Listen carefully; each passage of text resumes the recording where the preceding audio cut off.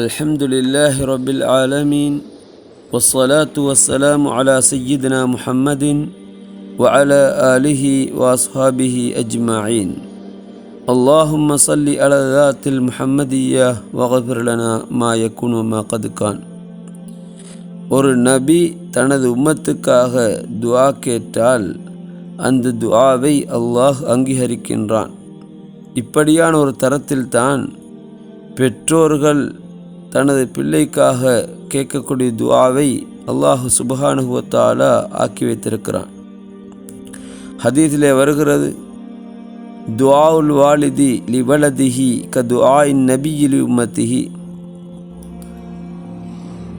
பெற்றோர் தனது பிள்ளைக்காக கேட்கக்கூடிய துஆ ஒரு நபி தனது உம்மத்துக்காக கேட்கக்கூடிய துஆவை போன்றது என்று ஹதீஸிலே வருகிறது.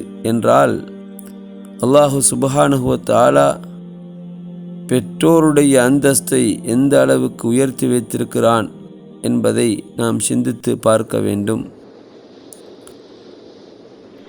ஒரு நபி தனது உம்மத்துக்காக கேட்கக்கூடிய துஆவுடைய அந்தஸ்திலே பெற்றோர் தனது பிள்ளைக்காக கேட்கக்கூடிய துஆவை அல்லாஹ் ஆக்கி வைத்திருக்கிறான் என்று சொன்னால் அதனுடைய உயர்வை நாம் சிந்தித்து பார்க்க வேண்டும்.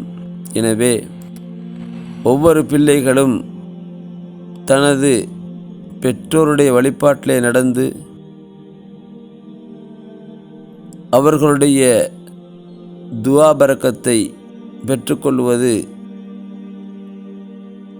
அவர்களுடைய துஆவிலே தன்னை ஆக்கிக்கொள்வது ஒவ்வொரு பிள்ளைக்கும் பொறுப்பாக இருக்கிறது, கடமையாக இருக்கிறது என்பதை நாம் புரிந்து கொள்ள வேண்டும். அல்லாஹு சுப்ஹானஹு வ தஆலா நமக்கு தௌஃபீக் செய்வானாக.